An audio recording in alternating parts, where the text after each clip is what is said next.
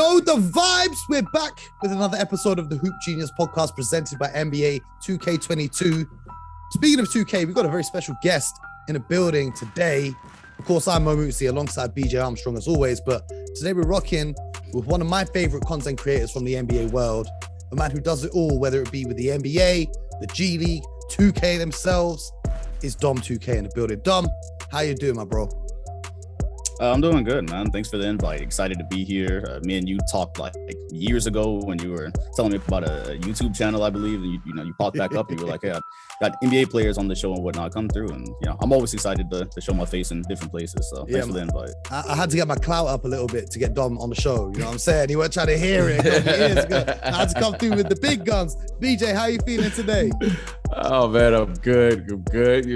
I'm excited to venture into you guys' world. I feel like you guys are in a totally different world. I'm looking at the green screen and all of the video stuff that Dom got. I'm like, yeah, man, I gotta get caught up to speed here. So I'm just glad to be hanging out with the young guys. You guys call me the OG. I'm calling y'all the YGs today. The YGs. Hey, man. Listen, doesn't matter if you're OG or YG. We gotta get straight to it. We cut to the chase right here. Without further ado, we know why we're here. You guys have been waiting for it all week long.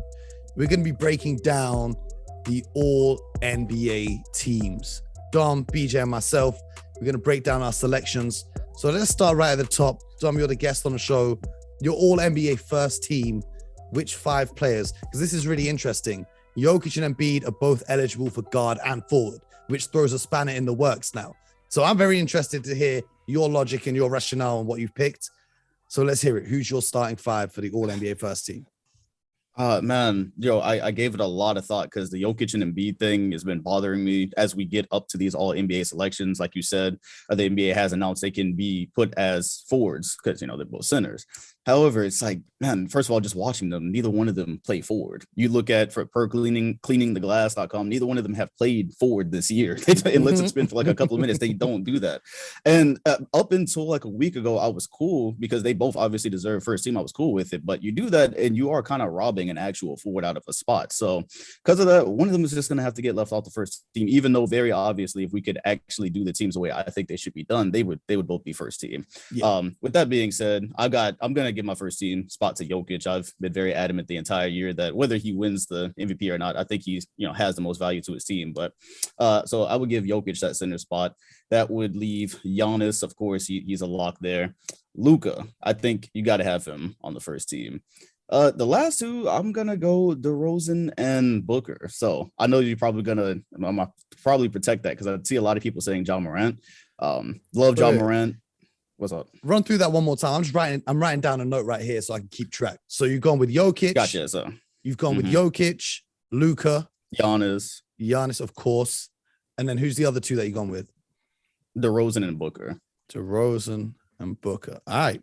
DeRozan, that's the interesting one for first team because he's cooled off a little bit as the season's progressed, especially since All-Star.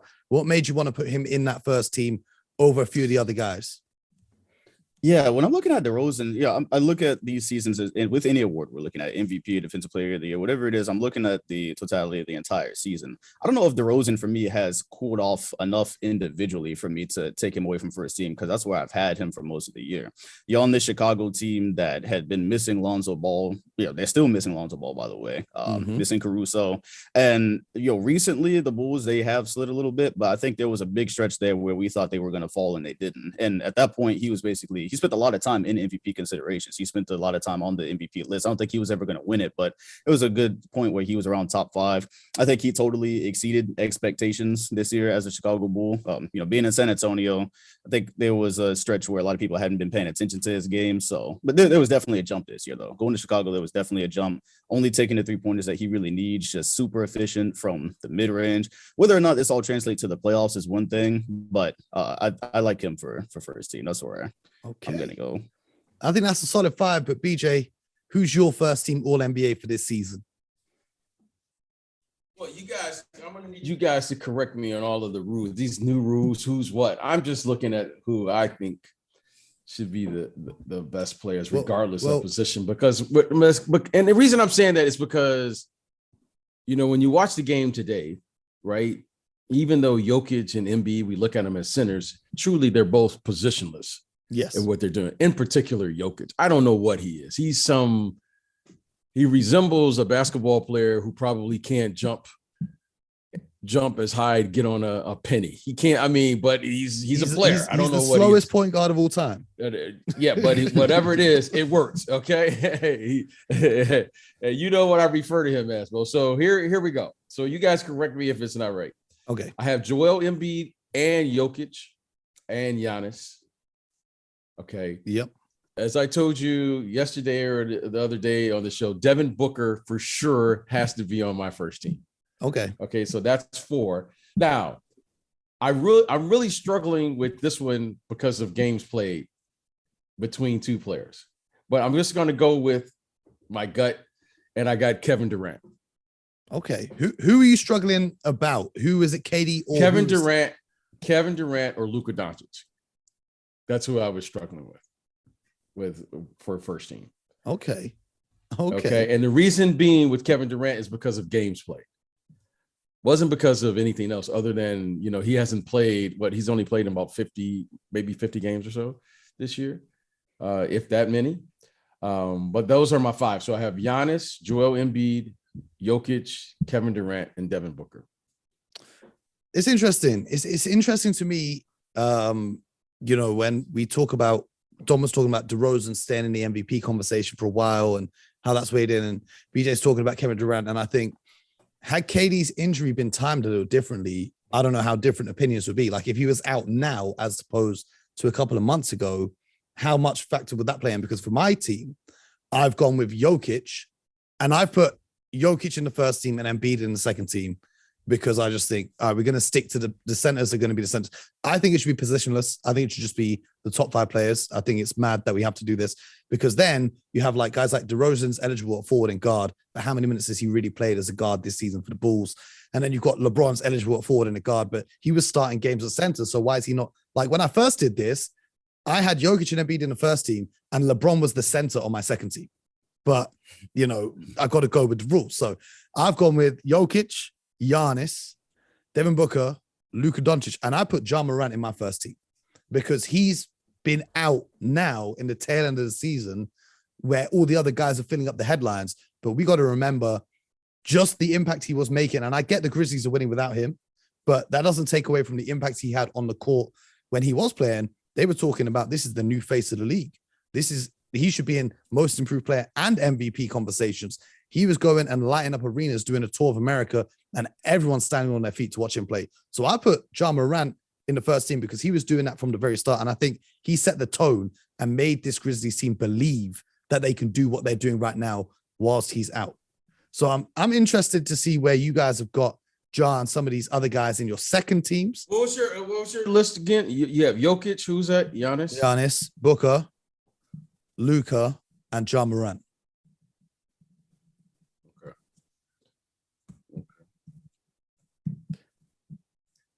That's who I've got.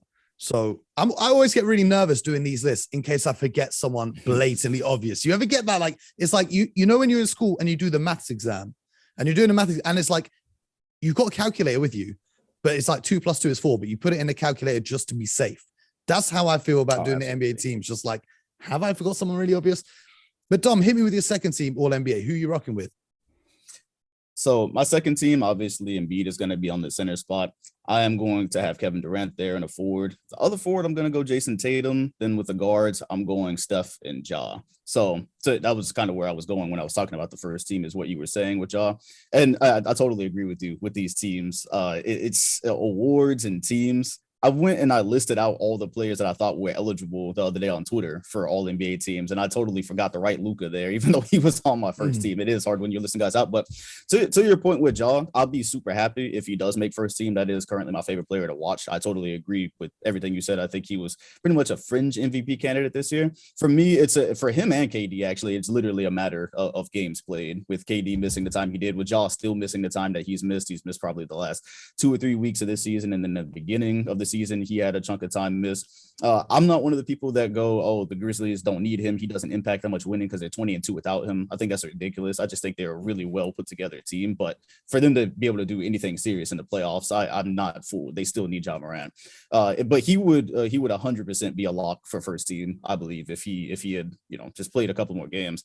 With Steph, I've seen a lot of people had him as first team as well. I had to bump him down because there was like a stretch from I think I counted from like the end of November to January where he was shooting like 34%. It was like when he broke the record. After that, he just fell off a cliff. Yeah, and the thing was, getting up to the record, he was slumping too. Was the thing. It was like that was where it was starting. So it was a really big slump with stuff, and that's why I had to couldn't do first team for him this year. I feel that. I respect it. BJ, what's your second team looking like? Okay, so my second group is Luka Doncic, LeBron James, Steph Curry, DeMar DeRozan, and Ja Morant. Okay,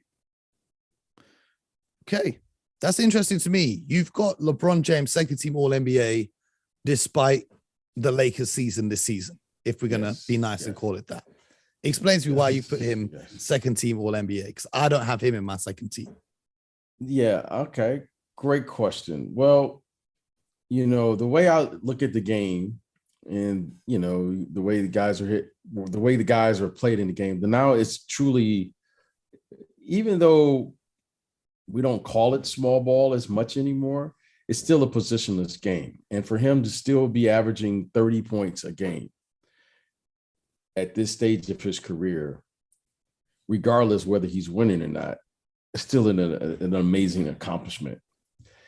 He's still shooting at a high percentage, and he's still playing, at a very high level. So, I just thought, he's played all five positions literally on both sides of the ball, and respectfully, I think he, even though he may not be able to shoulder that load and win games, he's still been able to put up terrific individual performances. And I thought that warrants where he played at this year.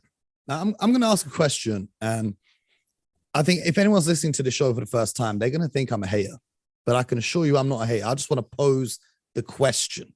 Okay. When we look at LeBron's numbers this year and these 30-point games and 40-point games and so on and so forth, are they as meaningful as the 30-point games we've seen throughout his career so far?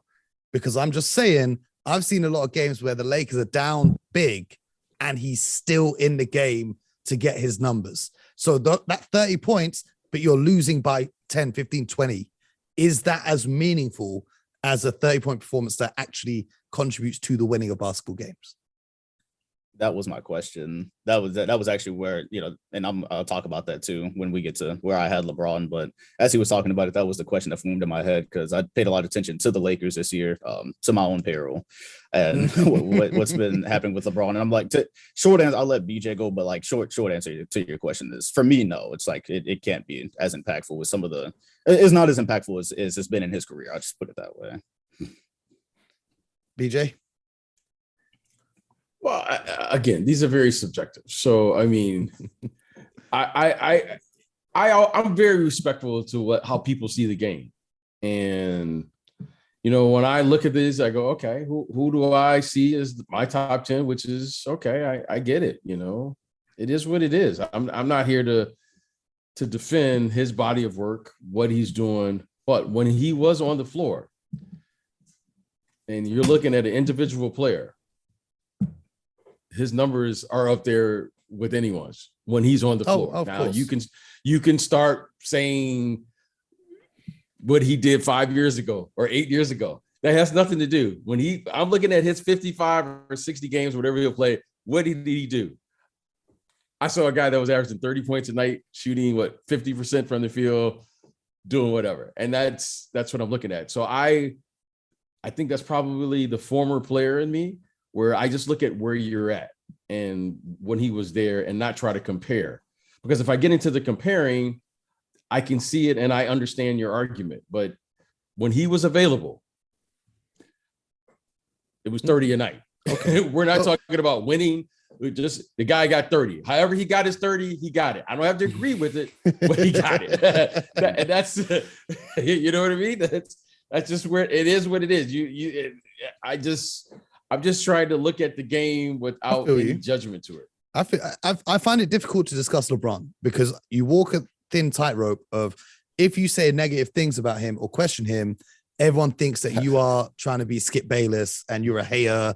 And all of a sudden you're Michael Jordan standing, and it just becomes a conversation that gets out of hand. So I have to be careful how I, word those questions about LeBron James. But for me, I don't have him on my second team.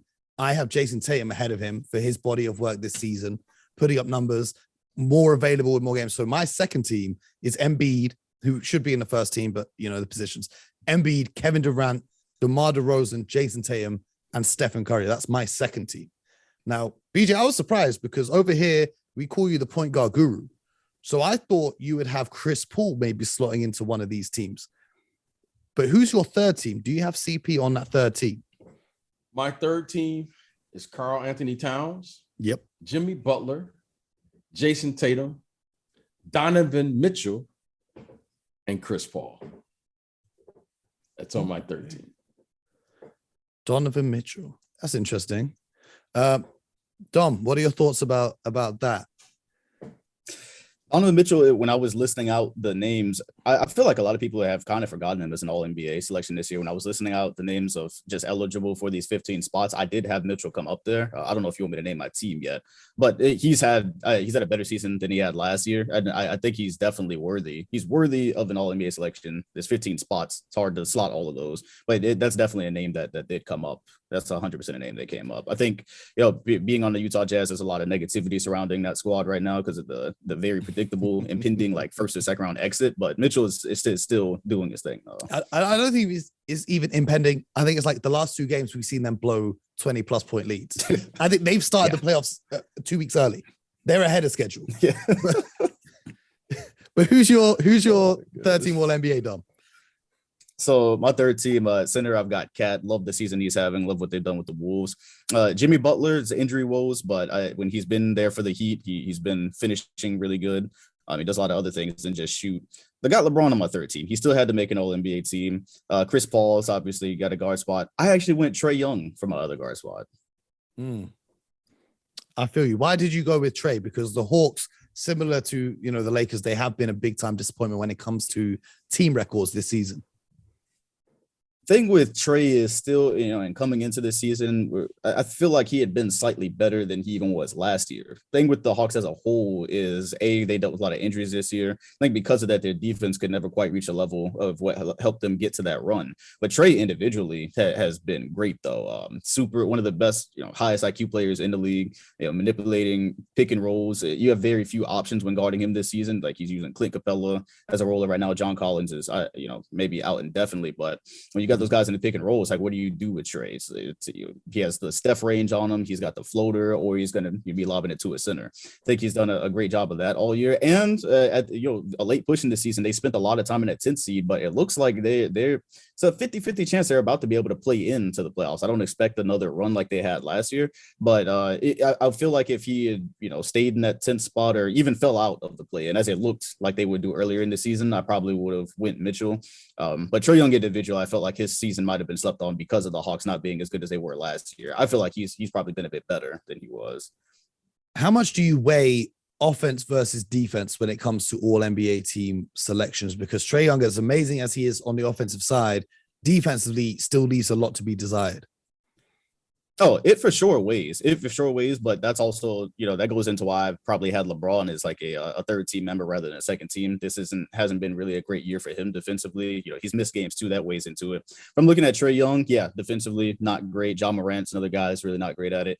Donovan Mitchell, though, I don't think he's that great of a defensive guard either. Everything that happens with Utah right now with their, Rudy Gobert getting caught in terrible spots has a lot to do with their perimeter players. And it's not just the other guys. It's not just Clarkson or whoever else. I see Donovan Mitchell get beat a lot too, or not fight over screens, and so I don't even see that. I see some possessions he just doesn't pay attention. Like I've seen, there was one against the Clippers. Yeah, you just see him just stood there, like he's in traffic and he's just letting the cars pass him by, and his man just cut straight to the hoop and takes a layup. So for me, for my third team, I think Cat, LeBron, CP3, and Jimmy Butler, they're all pretty calm. I think we've all shared those guys in our squad so far. So the fifth spot is really interesting to me because you make a good case for Trey. BJ's obviously, said Donovan Mitchell. I think a guy that might be worthy of consideration, because I haven't locked in this final spot. I'm still in like split between these guys. Pascal Siakam really intrigues me because he's been playing, and I've been making jokes about Pascal Siakam for years about how he just has one spin move and that's it. But he has really impressed me this season. And the Raptors, talking about the Hawks making a late season push, the Raptors have made a late season push too. They've got their way up into the 6th seed right now, and they look like they're, getting better with OG returning and finding his feet again. So Pascal Siakam has really intrigued me into whether or not, because he missed a lot of time. That's the other thing. He missed time, but I like what he's done since he's returned. Maybe that's just a little bit biased because he's done it more recently. But for me, Trey's defense is the reason I can't put him as an all-NBA player, because I think defense often gets overlooked like massively. And I get, Ja Morant isn't a great defender, but at least he competes. And that for me is all the difference. Like, yeah, technically you might not be a lockdown defender, but he still competes and he'll still try and fight through a screen and still try to play up on his man. Whereas Trey, I don't know whether it's just the physical limitations, but he's got the quickness. So for me, the defense is why I keep him out. So for me, it's a toss up between Donovan Mitchell, but again, the defense is a concern. So I'm giving that to Pascal Siakam right there. What do you guys think about Siakam's season? Siakam's having a great season, by the way. He's another person I saw people kind of laughing at when you put up consideration for all NBA teams. And I'm going, man, you just really haven't been paying attention. He is really coming to his own. I think he's taken an improvement that we were kind of waiting for after the 2019 NBA Finals. Like you said, the Raptors have jumped. They were also in that play-in. They're now, fifth? They probably won't get the fourth, but I think they're on the 5th seed. Yeah, Siakam's having a heck of a season. I think for me, I just couldn't, with the position limitations, I couldn't find a spot for him. But yeah, that's a name that I expect to see on some lists, and I'll be interested to see if he really does make it. Well, they've got LeBron eligible as a guard and a forward, and Jimmy Butler, I assume, is eligible at guard and a forward as well. So that's why I'm like, I see. The whole thing makes no sense because Luka, DeRozan, Tatum, LeBron, they're all eligible at guard and forward. Jokic and Embiid are eligible at forward and center. So it's only really like the pure point guards who are limited. So it's only the Chris Pauls and Ja Morants and Steph Currys that are limited by position. So I find that interesting. BJ, obviously, as an agent, I wanted to know what's your thoughts on last year. There was a big controversy of Jason Tatum and Donovan Mitchell missing out on contract incentives. I think Tatum missed out on 20 M's because he wasn't selected to the all NBA team that he needed to be on. How do you look at that in terms of weighing into players' contracts when they're negotiating those? It's always interesting because it's like everyone has an agenda or a hidden agenda when you go into these things. I think most of the people who selecting these teams, you look at the way the game is played today, and, it's interesting that we still look at positions and you'll say, Steph Curry is a point guard. Well, he's not. You look at Ja Morant. No, he's not a traditional point guard. You don't score like these guys are scoring as a traditional point guard. If anything, right now, Chris Paul is probably the last of a dying breed in a traditional sense. And he even at times now, well, not at times, in the fourth quarter, Chris Paul reverts back and probably plays more like today's players or today's game. And, and I say the following. These young players, Jason Tatum and Donovan Mitchell, when they're coming into this game, they're trying to figure out who they are and what they are.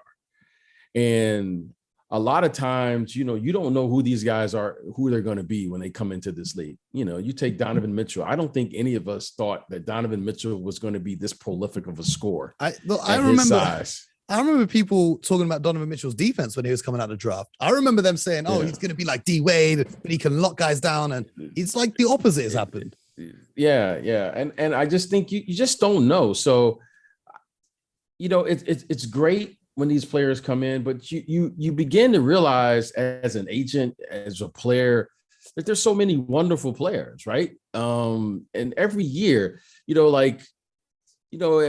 I remember when Pascal Siakam, when he got his big contract, we thought that was going to be him blossoming into this player, and then suddenly it didn't happen for him. And then all of a sudden you see the emergence of Fred VanVleet, and then Siakam suddenly he reappears again. So you don't know. Every year is different, but when I start to see trends like year in and year out, guys playing and meeting the expectations. And that's why I have Donovan Mitchell. Donovan Mitchell is continuing to score at a clip, regardless of what's going on. And I'm saying, okay, he's got something figured out. DeMar DeRozan, to me, DeMar DeRozan is what this league is all about. DeMar DeRozan has been scoring like this since he came into this league.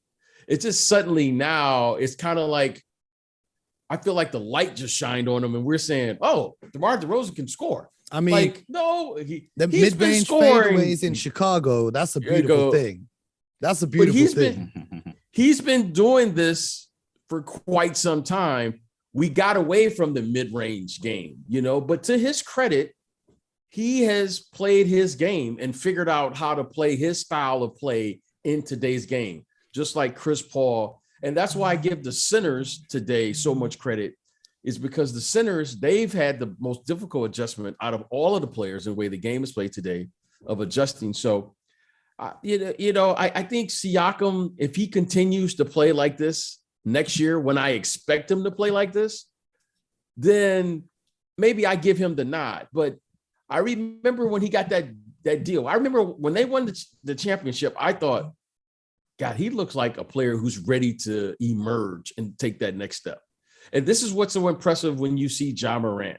Now, if Ja Morant comes back next year and he does what he's doing this year, when I expect him to do it, because I thought he had, I didn't think he was going to do this year, then you really catch my attention. Giannis, Jokic, Jokic now is suddenly, now you're saying, how good can this guy really be? He's better this year than he was in his MVP year. That's why it should be MVP again. But you can make that argument from the numbers, but all of those guys, Embiid, you can make an argument. Giannis, we could sit here all day. But I just love it when players are able to meet the expectations, because it is way more difficult to play when people expect you to be good and you reach it than when you just sneak up on people. And that to me is the true testament of a true professional, and what all of these players, but we can go on, and I think you can't go wrong with any of them, but it's fun to do this exercise. Most definitely, man. I appreciate both of you sharing your teams, and you guys who are listening to this at home, make sure you tweet us your all NBA teams. I want to know what you guys think. Join the conversation on the timeline, get involved. Dom, we appreciate your time. Before you go, just out of curiosity, because BJ and I were just doing our TV show over here in the UK, and I've still got Jokic for MVP. BJ had Embiid, but now he's got Giannis right up there as well. Who's your? I got Giannis. I have Giannis. You had Embiid up until recent, and now it's Giannis. Yes. Dom, who's your pick? The specific moment is Jokic. Giannis is like right here. Like it could change in the last week. I've wanted more MVP love for Giannis this entire year. I'm glad that he's finally slotted into that second spot. It's like neck and neck right here. But my sense is that it's going to end up being Jokic. So that's what all signs are pointing to at the moment. I mean, only time is going to tell. That straw poll that ESPN did had Jokic leading, and no matter whatever Nick Wright is saying on his show, I saw that yesterday where he did a whole thing about why stats are inaccurate, but it's the same stats he uses to campaign for LeBron being better than everyone else. I found that hilarious. I don't know about you guys. That really made me laugh. But this has been another episode of the Hoop Genius podcast presented by NBA 2K22. Dom, thank you for joining us. Let the people know, if they don't already know. I'm assuming all the NBA fans already know you, but if they don't, where can they find you and your content?